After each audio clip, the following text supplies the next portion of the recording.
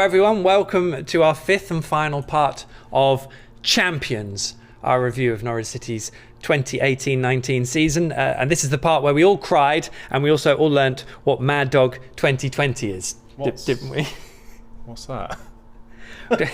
Well, you're in for a treat. We're going to save it for the end. Right. Dean doesn't know. He will do soon. I am a PinkUn show and podcast host, Michael Bailey. A very happy whatever day of the week it is to you. It's been quite like that. And helping us sift through this 5-part football miracle is our very own Stato. And it really was fantasy football. I've had to get through a lot of these links. It's Twitter's own NCFC Numbers, a.k.a. Steve Sanders. Steve, we've made it to the end, and this is the epic bit. This is the epic bit. I don't want to give away the ending. Do you think people know already? I don't know. They're in for a treat. In for a treat if they don't. So it's all good. So just so we're all on the same page, we've split the Canaries' stunner of a season into 5 chapters. We've relived each with a different guest at a different venue. We've heard your views, the pick of Steve's stats, and now we've got one more piece before the puzzle is complete. And I think we can just make out Norwich finishing top of the pile. Oh, giving it away. And what better place to round these off than here, of course, at Carrow Road. Now, for the record, we are in a different part of the stadium this time, so it does count as a different venue. That's what we're claiming. And I'm delighted to say we are here to put this to bed with former Norwich and England striker, Dean Ashton. Hi, Dean. How are you? We've already spoken, but thank you very much. I still want to know what that means. Yeah, well, Mad Dog 2020? Yeah. Just you wait. So you're in for a treat. Can you believe your former club did all this season? Not really, no. Not considering I uttered the words that they would struggle to stay in the league. Shocking lack of faith. I know. But just because of the football last season, I just wasn't sure that it was gonna work again, and they just didn't seem to have that flow going forwards. But I couldn't have been more wrong. You weren't the only one, don't worry. Do you reckon your lot would have beaten, so say 2004-05 would have beaten this lot? I think we'd have tried to bully them probably. And kick them off the park. To be honest, we just basically, they fired it into me and Leon. We gave it to Hooks and he just did the rest, basically. That's funny, that's exactly what Hooks says as well.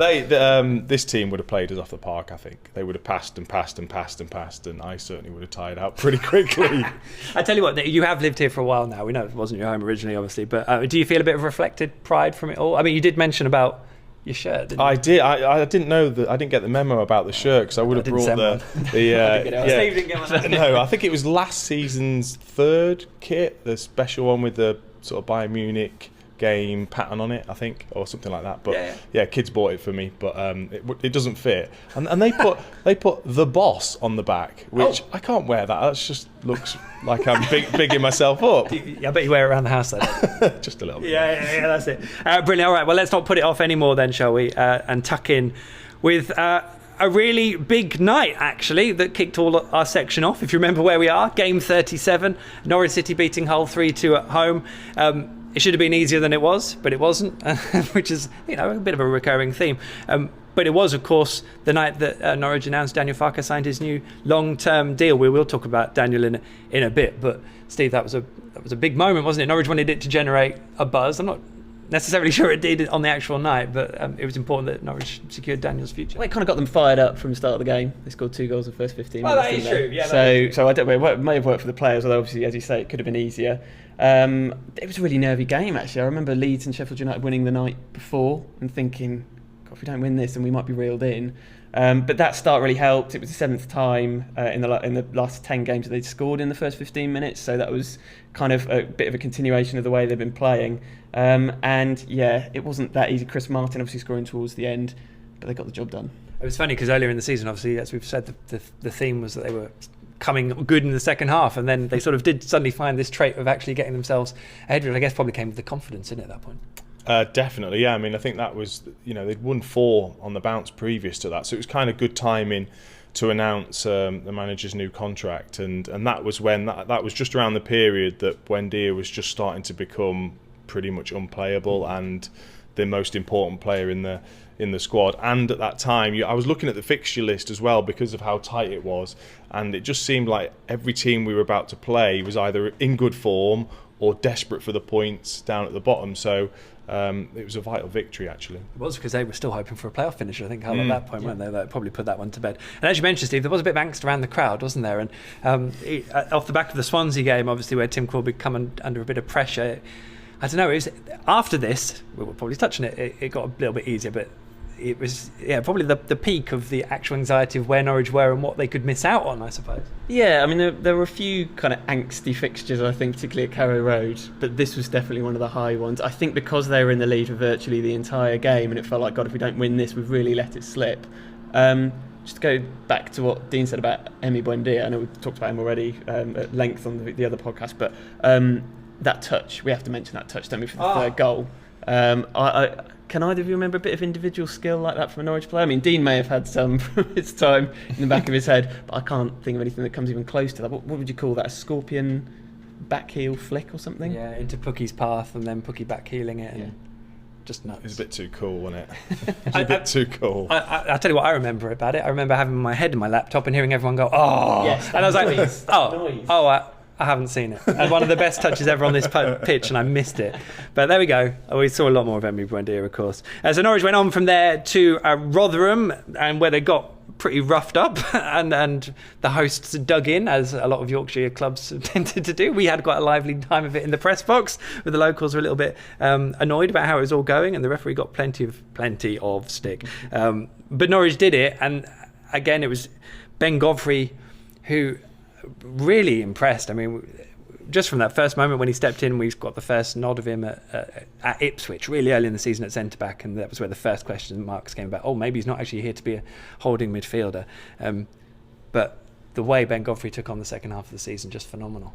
Incredible, yeah. I mean, to think that they brought him from York, and I'd actually been in at the football club. Chris Hughton had asked me I'd asked Chris Hughton if I could come in and do a little bit of start some coaching, but that was just when Ben Godfrey had just come in, and he was sort of a bit scrawny and like you say, looking to play holding midfield player. So to then see him this season, I went in again to the training ground and sort of just went to pat him on the arm, and it was like, crikey, and he was solid.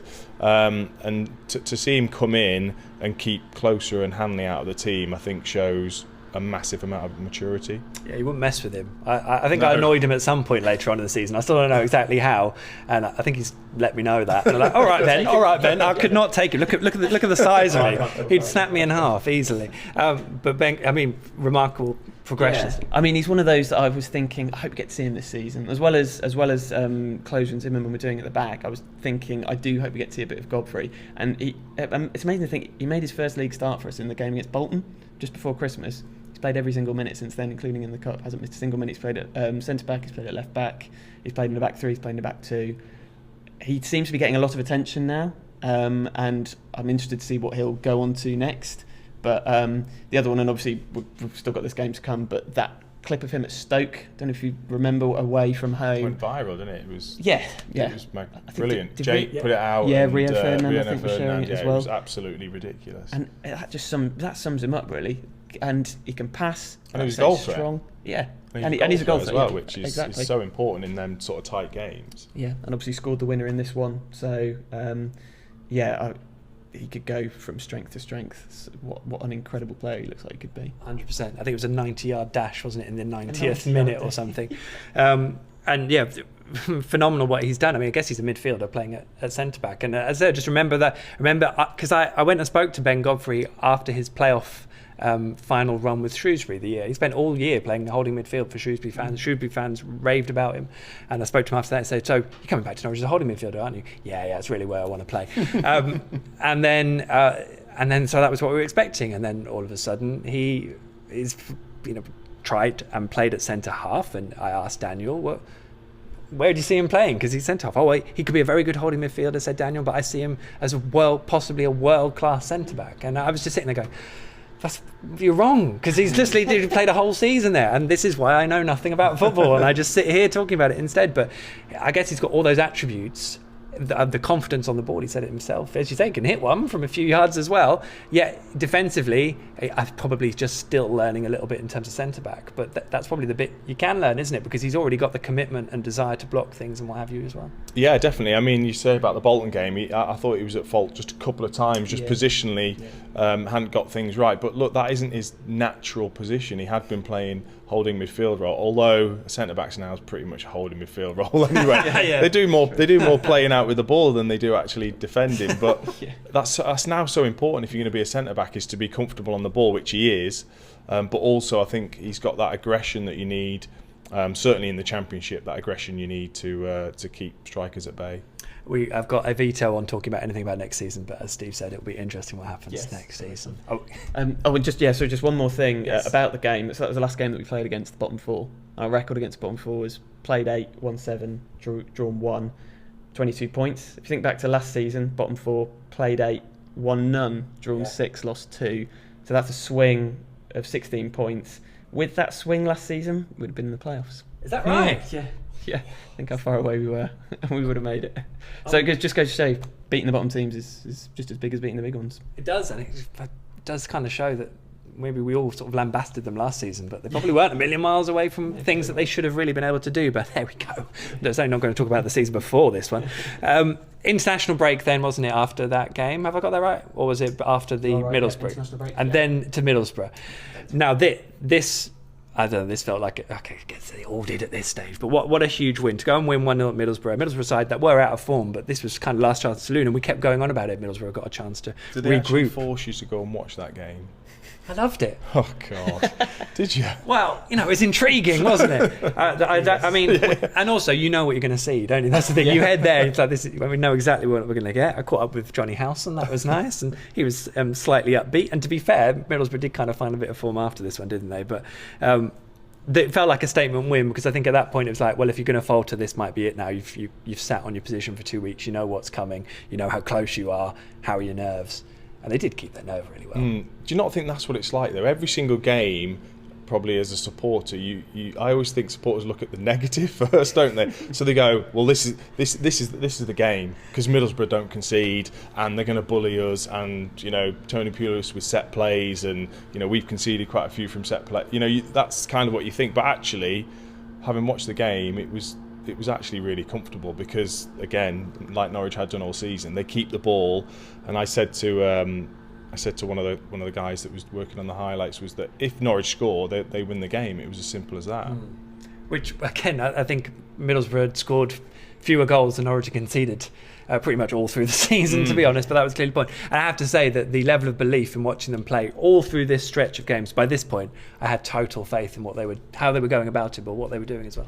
Yeah, and obviously this was the 7th win in a row, so you can certainly have faith after 6 wins in a row. If you can't at that point, then when can you? Almost convinced they were good by that point. Like you say, it's looking at the negatives again. This felt in contrast to the whole game, it felt a little bit almost like a free hit, because Leeds and Sheffield United had already played that day. That was the day Sheffield United, if you remember, lost to Bristol City when Vyman got their hat-trick. So I kind of thought, okay, we've got a bit of breathing space anyway, and then to go and win, and like you say, Borough didn't offer that much of a threat. We had the Zimmerman clearance off the line, and that felt like a key moment in that game. But it felt like we were always in control of it, like we were so many times, and we were playing all the football as usual. And that reminds me, we talked about it in the Swansea game actually, about how the Sky's schedule sort of started fiddling with the dynamics. And I remember sitting in the press lounge, very nice press lounge by the way, at the Riverside Stadium. Now they spend a bit of time in the Premier League, might get that upgrade here. We had the games on. We were watching Sheffield United. I think they threw away. I can't remember now whether they were 2-1 up. It was obviously within their grasp for most of it. Can't remember all of this. And that was clearly a buzz as Norwich went into the game, so it clearly helped. After that, Norwich were back here at Carrow Road for Queen's Park Rangers visit. Now, it turns out this was actually the win that earned Norwich promotion, because they finished 11 points clear of Leeds in third, and they only won 10 more points, so they could have literally lost every other game. That's the logic. We didn't know that at the time, obviously. My one little issue here, I guess you always need a bit of the rub of the green to get promotion, don't you? But what did it do Norwich a favour that QPR were managerless, and it was John Eustace's first game in charge, because they were a bit all at sea in that game, and they actually improved after this one. I think they were just pretty awful at that point anyway. So I think in them sort of games, I'm sure the manager would have said it's about starting properly with the intensity that Norwich had played with this season. If they had done that with the quality and the front four playing with such confidence, it was always going to be a 3 or 4-0 game. They did blow them away, didn't they? They did, and like I say, QPR contributed to their own downfall. I think Dean's right in that what he said before about the fact that we did come up against teams who were in form at various points of the season. So eventually, you're going to get somebody that where you think, we're just taking them on at just the right time. So this was obviously 8 wins in a row, first time they'd ever done that in the top 2 tiers. Pretty good. 8 unchanged as well. Hadn't done that since 1990. So the same 11. I won't roll them all out now, but that's going to be an 11 which people will remember for years and years to come, I imagine, just because of what they achieved. Even the red card couldn't stop them.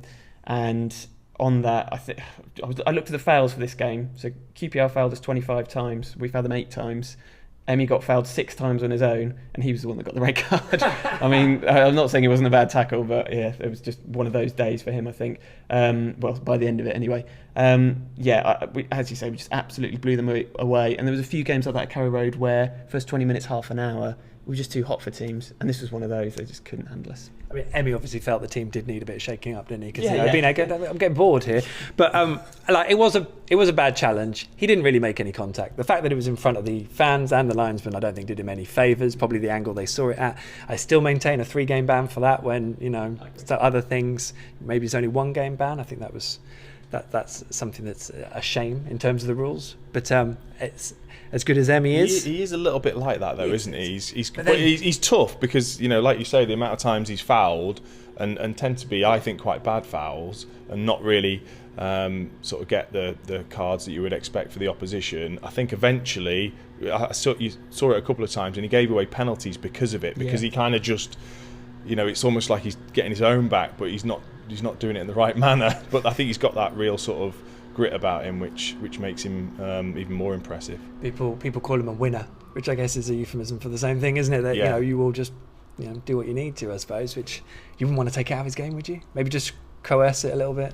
Yeah, probably. Yeah. You wouldn't want that to happen too often because you don't want a player like him missing football matches. No, absolutely not. Have we got any more on Emi? Or we've done Emi in the other pod as well, haven't we? We've done it. I mean, I just have as much Emi as possible. Yeah. I mean, from a personal point of view, I always thought, I've always said, when anyone said to me, who's the most talented player you've ever seen in a Norwich shirt? The guy to the left of me. For years and years and years, I would say that. Genuinely, I'm not saying, I could do the sycophantic thing, but honestly, this guy was certainly one of the most talented I've ever seen. And the only in the last couple of years, Maddison and Buendia. And I genuinely think Emi is in that category. And again, let's not talk about the Premier League, but it'd be interesting to see how far he can go. Indeed. I'll just mention Craig Bellamy before you. All my time. So you forget how I look older than I am, don't I? He's only 12. Yeah, he was the best club player I played with. Bellas. Yeah, brilliant. Unbelievable. And Dean's goal against Man City, by the way. Still don't really know how you did it, but we'll just get over that. Norwich back here at Carrow Road just a few days later for Reading's visit. Now this, if we were going to go, say, a few games further down the line, this was the one where I was like, because Reading did a number, to be honest, and they did it very well, and they improved a lot of the second half of the season. They did it without Nelson Oliveira too. It finished 2-2. Norwich managed to get themselves back in front in the last 3 minutes. The roar after that second goal, which I think was Zimmerman's header, wasn't it, was as loud as the Millwall roar. It was like a proper, oh my God. And then for once, Norwich gave it away in the 96th minute completely needlessly. They kind of just didn't really manage the situation well, which was strange. It did niggle a bit. But, I feel like I'm talking about negatives in such a great run of fun because it was still a draw, but there we go. And again, playing a team that's absolutely desperate for points. I got in a little bit of trouble, actually, if you Norwich fans weren't happy with me because I mentioned about the celebrations after that second goal. And I think the supporters thought I meant them and the players as such, but it wasn't. It was the 50 staff that ran on the pitch that was sort of saying, the league's certainly not won yet, and then obviously they conceded because of that probably, but that was the reason. There was so many staff, but I think probably everyone felt that goal pretty much would have secured promotion. It would have done indeed, yeah, as a win certainly. It was a little bit feisty, but not as feisty as it would get in a few games time. No, I kind of. Yeah, it's a shame, really. I wasn't so gutted about the draw so much as the fact that Zimmerman goal couldn't have counted as the winner. That, I think, we've talked about highlights of the season. I think that would have been right up there, but obviously it was slightly kind of dampened by that really late equaliser. I'm just going to bore you with some numbers now. Never. If I haven't done it enough already, Norwich absolutely dominated this game. Reading had 4 shots, which is the fewest anyone's had since Ipswich were here in February 2017. 2 on target, and obviously scored from them both.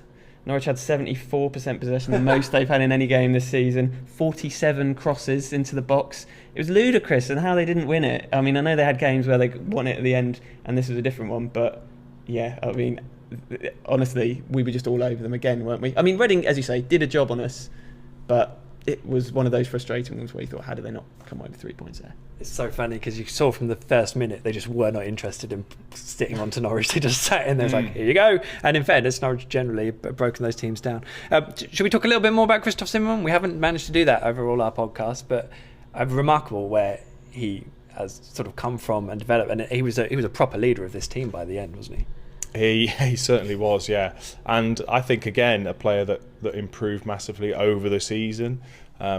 When he first came in, I wasn't sure. He's if anyone stood next to him, he's massive. And he's all here. And he's just And I just thought possibly he might struggle, especially with balls down the side of him, and sort of the Billy Sharp type player with good movement. But I thought he improved over the season, took that leadership role on, and actually again improved on the ball.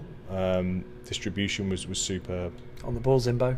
On the ball, Zimbo, yeah. and Dean took the words right out of my mouth, basically. Just improved as the season went on. I don't think at the halfway stage anyone would have had him down as second in player of the season, given how some other players have performed. But he seems to just be revelling in the captaincy, doesn't he? Still hasn't lost as captain. 19 games as captain, and he's not lost a single one. I mean, that's incredible, really. Yeah. Farke's used him more than anyone else. 90 matches he's played in under Daniel Farke, so he clearly loves him. And yeah, I think you look back at the heroes, and a lot of people, when we asked for the hero of the season, were mentioning this guy, and I think it's because of his leadership. Tell you what, we of course, as we've done for all these podcasts, asked for some of your tweets, so let's get some of your heroes of the season.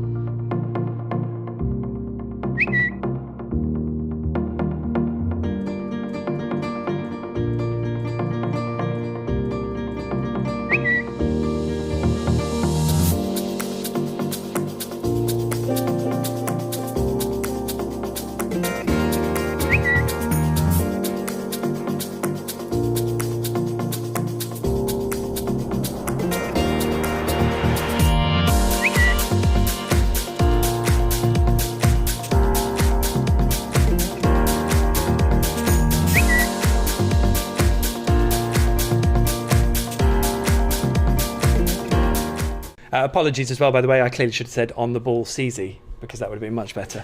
I don't know. I've gone American.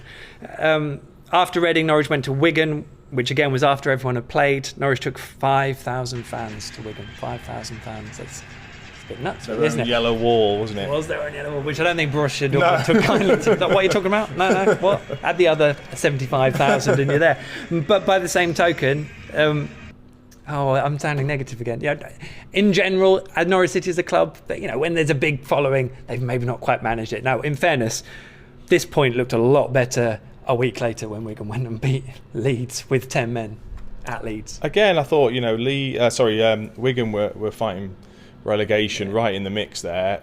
And again, I thought Wigan were absolutely superb in the game, and Norwich matched them. and again could have won the game.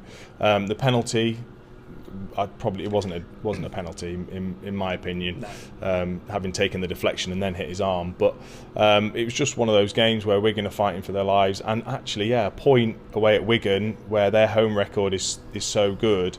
I think they got over 90% of their points at home, which just shows that they're obviously rubbish away. But always the negative. But again, to go there, get a solid point. But again, it was another game without Buendia, and at that point, I'm thinking this is starting to show how important he is to sort of break teams down, and you need that extra bit of class sometimes to break a team like Wigan down. I remember joking when he got sent off. Of course, Emi can have 3 games out. Just for the record, everyone, Norwich haven't won without Emi Buendia in the league, which seems ridiculous given how many games they've won.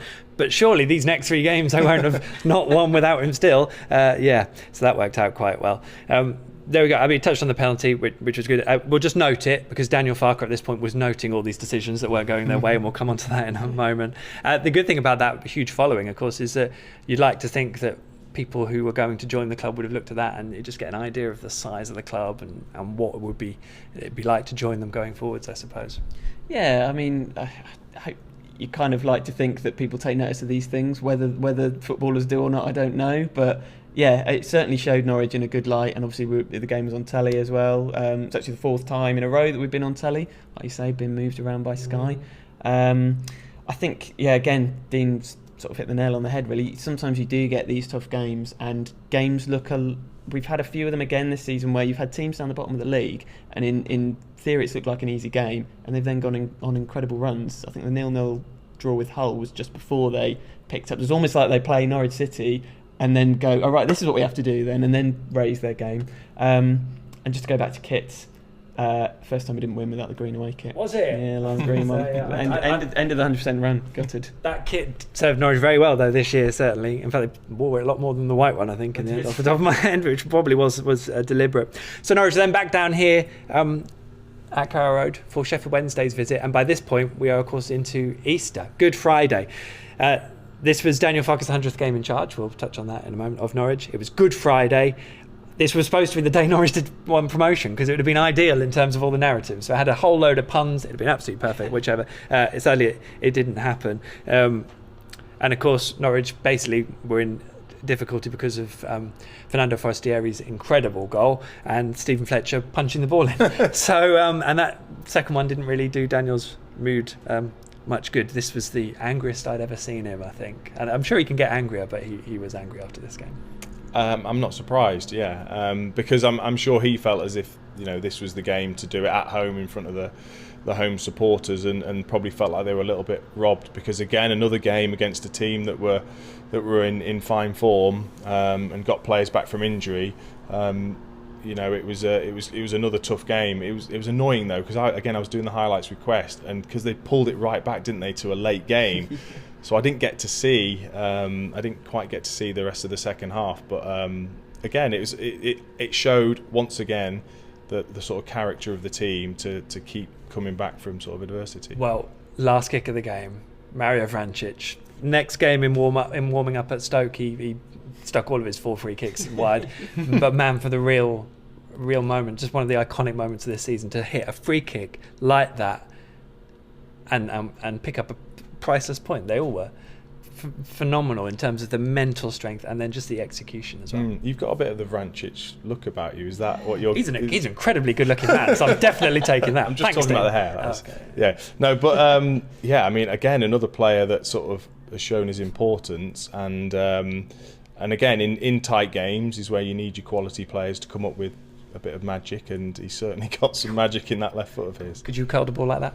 I was hopeless at free kicks. It was just all power. That was it. Yeah. So unless it was 40 yards out, there was just no point in me taking it. One of those you needed someone to lay it off for you, so you could just put your exactly. foot Yeah. Mario would have done that. That's fine. What a moment.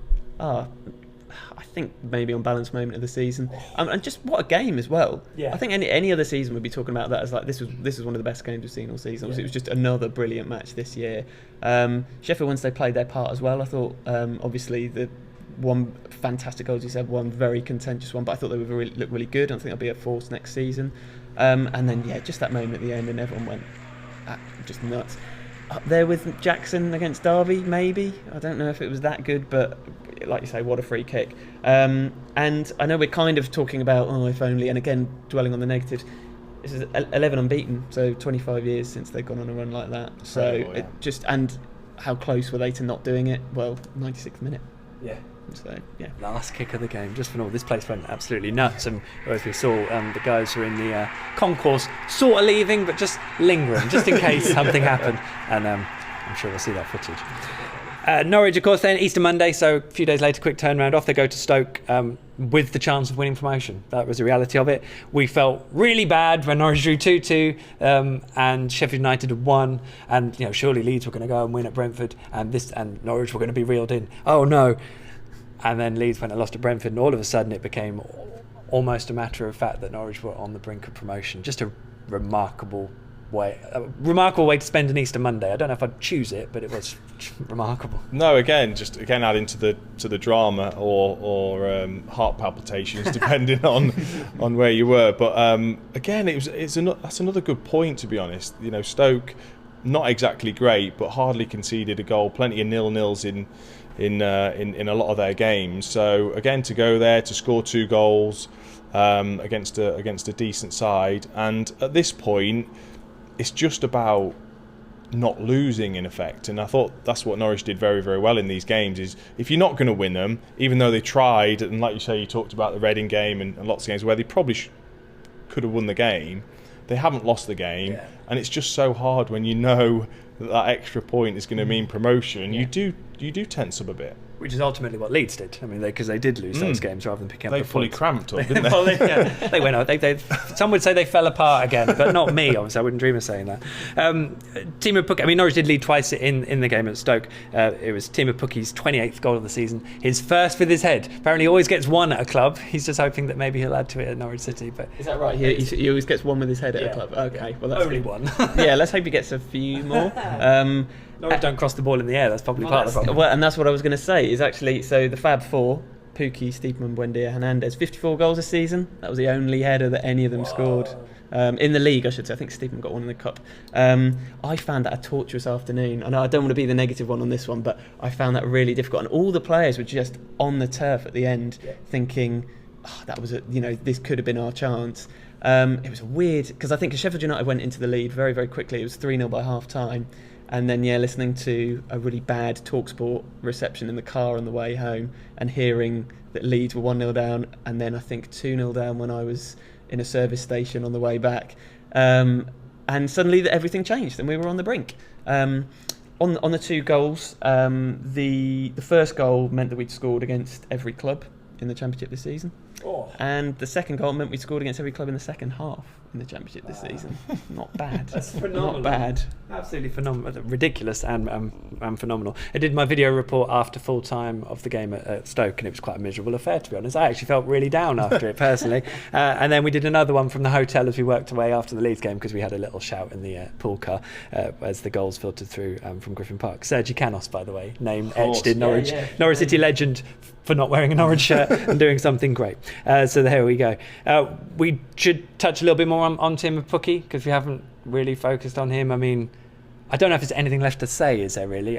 He's synonymous with this incredible campaign. Yeah, well, you'd be able to see on screen exactly what he's done and kind of how amazing that's been. And to think it's his first season at this level, his first season in English football. I mean, I'm on a free. I mean, I know that's kind of repeated off so often, but just it's absolutely mind-blowing. And to think that he wasn't even a first-choice striker when he arrived as well, I felt fairly underwhelmed by it. I don't mind saying. I don't know what everybody else thought, but I didn't think here's a man who's going to take us out of this division. But it's not just his goals. That's the thing. His movement, his ability to find space, his laying the ball off and holding it up. He's basically been the perfect centre forward, isn't he? What do you think, Dean? I think 28 goals tends to do that. But what I love about him is one more to come as well. Exactly. Yeah. What I love about him is that he's never going to sort of model hair gel or anything or fashion clothes, is he? He kind of looks a bit rough and ready. But I tell you what, he puts in an unbelievable shift every single game. a lot more than I've seen many strikers, including myself. And then his job is to get in the box. And all right, he scored one header, but his movement off the ball, and of course he's got great people to supply him, but his movement's wonderful. But it's that work rate that I think probably Norwich fans love him for most. And it's actually it's rare. It's rare that you get a centre forward that works that hard and scores the goals. And top 10 of Championship assists as well. He got double figures of assists. He Top did. 10 in the Championship. EFL Championship Player of the Season. Norwich's Player of the Season. Norwich's Player of the Season in the Championship Team of the Season. 29 goals. That's exactly 29 Arguably goals. the best free transfer ever. I was going to say Maybe. 29 goals per zero fee. Just nuts. Ever in English football. The world of anything. On the modelling thing, do we know if his hair's growing back yet? Do we know if that's... A word, this might date it slightly, but we'll go through it. I think his wife has said he can't keep the hair for their wedding, which is this summer, but after that he can do what he wants. So hopefully kick off in the Premier League. He was doing that before. So. Kick off in the Premier League, we want to see the mohawk back, which is what I'm calling it. I don't know if that's officially what it is, but there we go. Brilliant stuff. Of course, Norwich then, after that, as I said, went to the brink. They came here against Blackburn. The scenes were incredible, and Norwich did the business with a 2-1 win against Blackburn. That was what they needed to win the game, make everyone else irrelevant, and probably quite fitting that Mario Vrancic scored the goal that ultimately did it. What a goal. Goal of the season. This is what you dream of as a player, is that moment when you hit the ball the way he did, right in the top corner, and you just turn around. There wasn't much of a celebration. It was just basically, I'm the man. Because no one was near him. That's why they kept backing off him. And I just thought it was such a great way to sort of clinch promotion in terms of that sort of a goal, that sort of drama, that sort of roar at this stadium. I thought it was just brilliant. Yeah, it was another one of those games where we just blitzed it from the start again at Carrow Road, wasn't it? And scored twice quite early on. The atmosphere was incredible. First, I can't remember ever seeing pyrotechnics before at Carrow Road. That must be a first. Yeah. Obviously it went the way that we all wanted it to. Again, a little bit nervy towards the end, but I think that I've never known an atmosphere like that one. It's a shame it wasn't a day like today, by the way. That would have been nice. It was wet and cold, I remember. I think I was wearing gloves.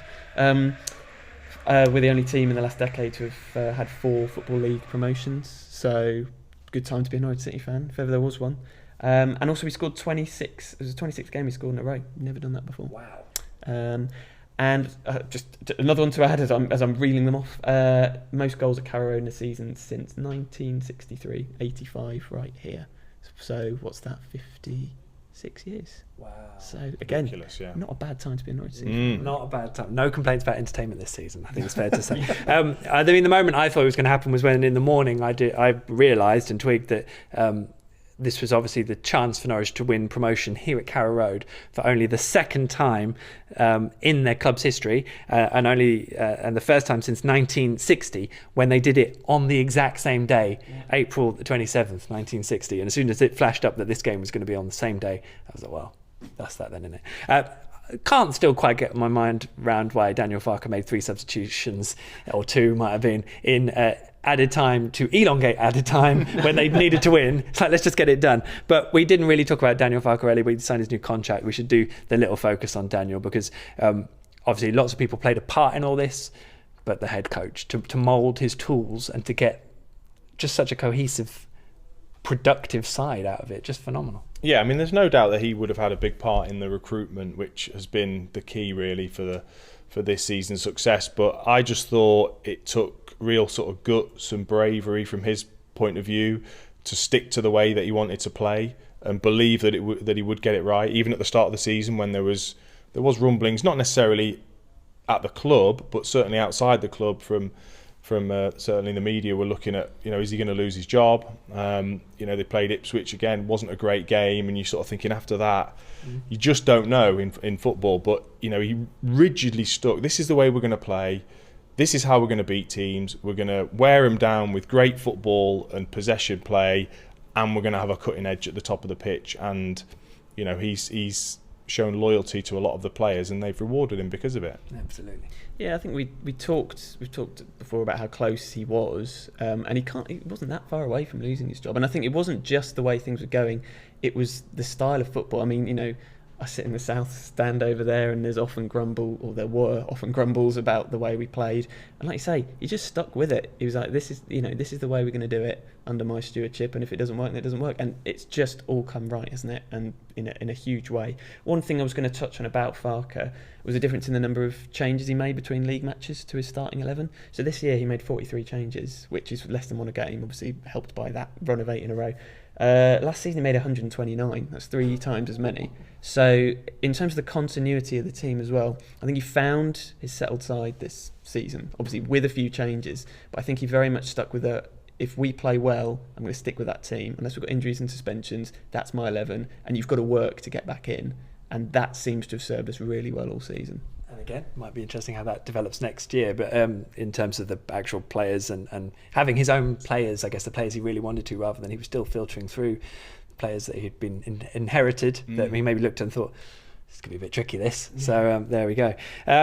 Great scenes, as we said, at Carrow Road, of course, and what an amazing time and view and spectacle for Norwich to win promotion here. Phenomenal. Well done. And then, of course, Norwich rounded it off all at Aston Villa with a 2-1 win. It's the first time they won at Villa Park, you might have this, Steve, since 1992-3, I think, which I remember well because I hadn't seen Norwich do very well at Villa Park ever, and that was why I spent all year going, don't require anything at Villa Park, which they did to win the title. But they played so well, given, they'd had a few nights of celebrating before, and I know Villa made changes, but by the same token, they had playoff plays coming up. They would have had players who would have been wanting to make a point. And Norwich had to dig in and sort of showed. They did it in style, didn't they? That was the best thing. They won the title at one of the cathedrals of English football in style. Yeah, they did. I thought they did well to sweat it out in the first half. The partying. Yeah, exactly. And then again showed that obviously, yeah, you say Villa left out 5 of their best players, which would have made a difference. But again, they showed how well they've just ground teams down, and the amount of goals late on after 60 minutes is because they've kept the ball so well and going to places like that, which is notoriously difficult, and just grinding teams down, and really nice to sort of win the game, the last game of the season, not go out sort of losing it. It was then full on celebrations because of it. It was. Yeah, and actually it's easy to forget that Sheffield United could have caught us as well had we lost and they won. So the title wasn't, we know that the title wasn't wrapped up, but it could have changed.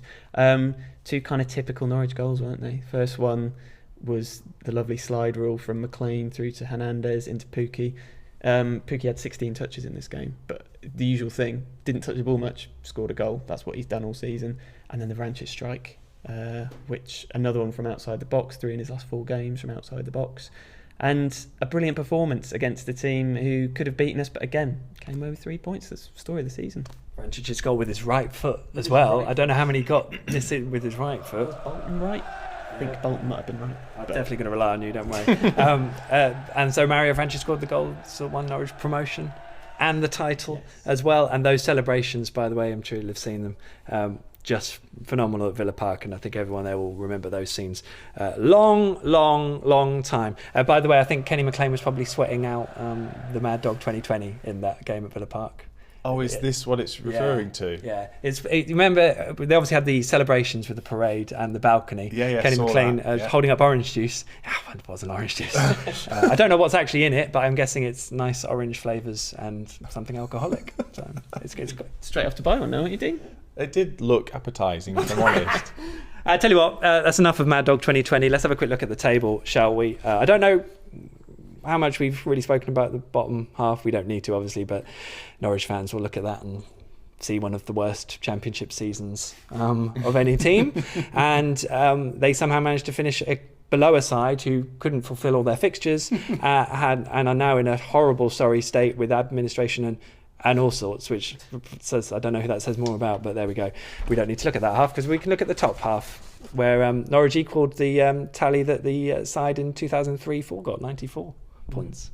Yeah, scored more. I think goal difference was slightly worse. They of that 2003-4 side obviously had an incredible defence, which you played with, Dean. The following season. Just obviously the sheer number of points that we got was a record.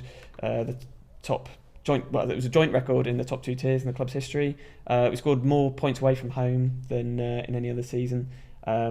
and then a few unbeaten runs as well. Unbeaten in 20 games when a German player scored.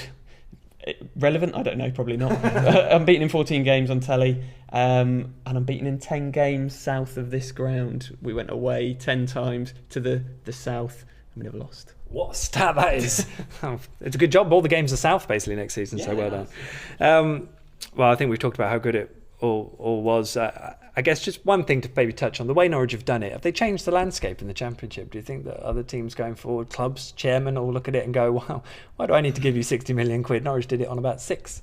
Yes, definitely. Yeah, I think, and especially with Fulham spending what they did going up to the Premier League, I think it's made a lot of clubs probably rethink their structure, and that there obviously clearly is a lot of good players if you've got the right scouting and the right eyes to look at players, that there is plenty of talent out there that you don't necessarily have to go out and break the bank and pay huge amount of wages before, which is what Norwich have done before and been stung by it. And I don't think they'll do it again. And you know, the assets now that them players are, and probably what that would cost if you wanted to come and drag one of them players away from this football club, it would cost you a lot of money. So yeah, I think probably a big statement to a lot of clubs. I think some of those clubs might find it's not quite as straightforward as it looked either. And as far as the Championship, will we miss it? Which is always a slightly strange question, because we do know how football works. Will you miss it, Steve? In a way, yes. I mean, next season is so exciting, isn't it? And I think, let's be honest, none of us really would have wanted to be here next year with the way it all panned out. So it's nice to have the extra games. It's nice to go into every game thinking we can win this one. But I think we all want to be Premier League, don't we? And next season it could be another roller coaster. And hopefully enjoy taking it all in. And that really is a wrap, I think, on as good a season as Norwich City have ever delivered, to be honest. It was perfect, and we hope this little series has taken you through exactly how and why it all happened. Thanks, Dean, for coming in. Pleasure. Really enjoyed it. Thank you so much. Absolute pleasure. I'm just gutted I didn't bring that shirt to match yours. Next time. Yeah. Next time they win the title. Of course, a big thank you to all our guests as well who have popped in, as well as the venues for being such lovely hosts. And thanks to Steve for bringing so many excellent numbers to the Norwich City world on here, and of course throughout the season. The big question is, do you now need a new spreadsheet? Yeah, well, maybe not a spreadsheet. I can go out and get some sunshine now. I can get out of the house. But I'm going to enjoy that. Yeah, make sure you do. Please do. We look forward to all that. And of course, between NCFC numbers on Twitter and PinkUn.com, we have definitely got you covered for all your Norwich City fixes. And whatever happens from here, of course, nothing can touch on the incredible scenes of Norwich City's 2018-19 EFL Championship season. The believers, the defiers, the champions.